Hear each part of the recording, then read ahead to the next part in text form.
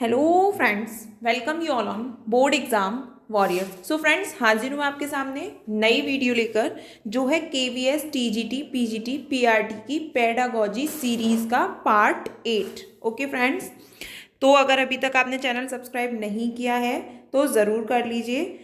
Board exam warriors, do like share and subscribe my channel for such useful videos. Friends, channel को subscribe करना बिल्कुल मत भूलिएगा, क्योंकि ये पेडागोजी की सीरीज़ जब तक आपके केवीएस के एग्ज़ाम्स चल रहे हैं तब तक ऐसे ही कंटिन्यू रहेगी। और एज़ यू नो कि किसी भी एग्ज़ाम को क्रैक करने की पहली सीढ़ी उसके PYQs ही होते हैं। तो फ्रेंड्स, चैनल को सब्सक्राइब करना बिल्कुल मत भूलिएगा और वीडियो में लास्ट तक ज़रूर बने रहिएगा ताकि आपकी प्रैक्टिस अच्छे से हो सके। ओके, तो फ्रेंड्स, लास्ट वीडियो में हमने क्वेश्चन नंबर 165 तक कर लिया था। आज क्वेश्चन नंबर 166 से स्टार्ट कर रहे हैं।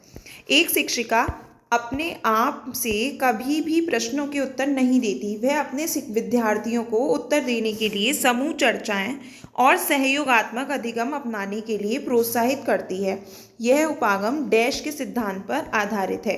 तो ऑप्शन सी, क्योंकि टीचर चाहती है कि बच्चों की सक्रिय भागीदारिता उन क्वेश्चंस के आंसर देने में हो। ओके, चलिए नेक्स्ट क्वेश्चन नंबर 167। वाइगोत्स्की बच्चों के सीखने में निम्नलिखित में से किस कारक की महत्वपूर्ण भूमिका पर बल देते हैं?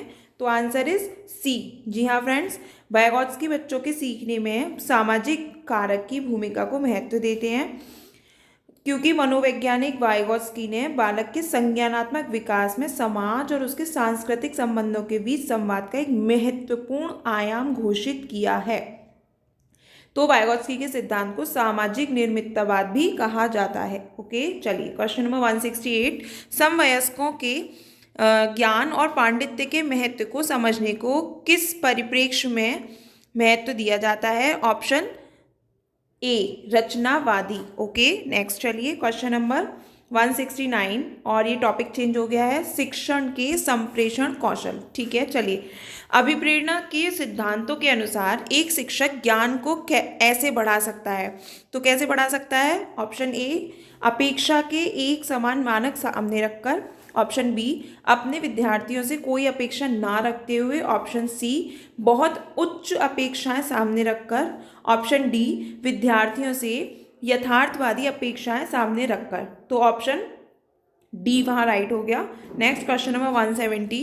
लेखित वार्तालाप संचारण view practical knowledge of language में शामिल है।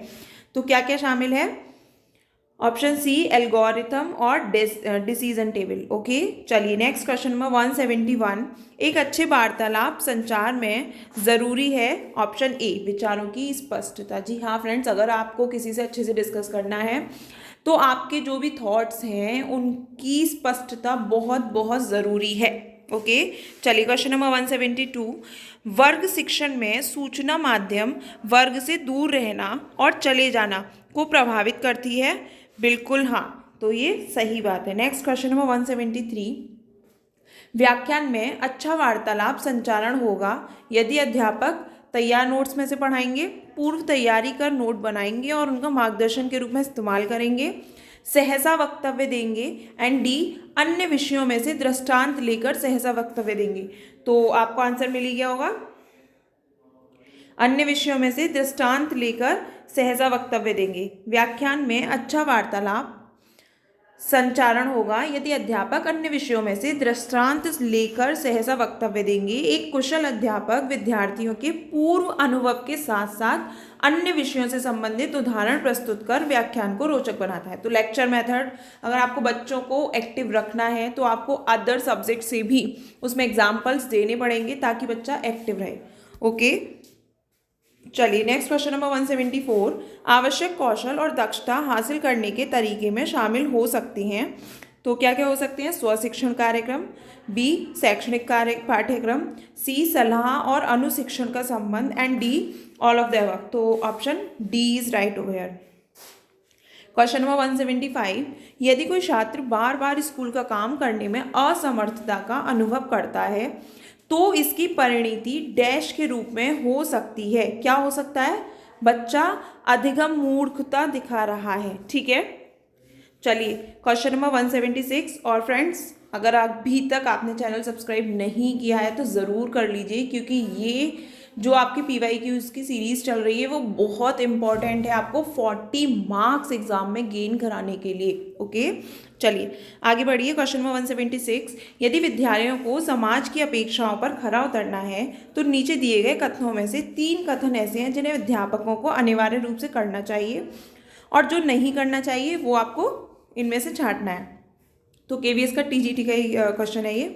उन्हें विद्यालय चाहिए कि विद्यालय की प्रौढ़ समाज की एक प्रतिकृति का रूप प्रदान करें।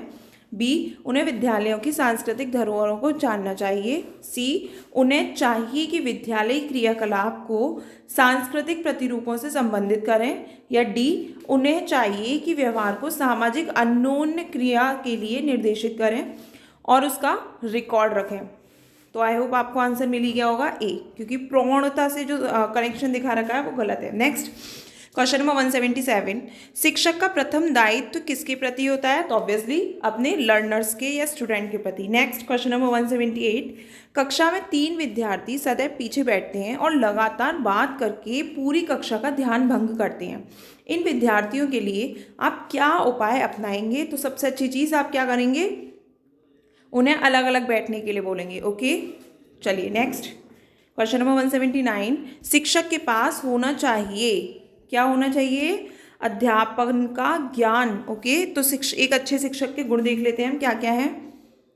विषय का पूर्ण ज्ञान होना चाहिए, अध्यापन का ज्ञान होना चाहिए, उन्हें अपने कर्तव्य के प्रति निष्ठा होनी चाहिए उनके अंदर, पाठ्य सहगामी क्रियाओं में रुचि होनी चाहिए, प्रयोग एवं अनुसंधान में रुचि होनी चाहिए, विद्यार्थियों के मनोविज्ञान का ज्ञान होना चाहिए, समस्या की पहचान करने की क्षमता होनी चाहिए और द मोस्ट इम्पॉर्टेंट थिंग कि मित्रता और सहानुभूतिपूर्ण व्यवहार उनका होना चाहिए। ओके, चलिए क्वेश्चन नंबर 180, कक्षा में प्रभावी अधिगम सुनिश्चित करने के संदर्भ में निम्नलिखित में से कौन सा कथन अप्रासंगिक है?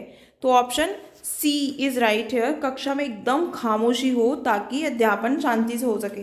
तो ऐसा तो बिल्कुल भी नहीं हो सकता। अगर आप लेक्चर मेथड दे रहे हैं तो अगर ये सीन आपकी क्लास में है तो आपकी क्लास सबसे ज़्यादा वर्स्ट चल रही है, क्योंकि बच्चे पूरी तरह से पैसे पड़े हुए हैं। ओके, तो यही आंसर यहाँ सही है।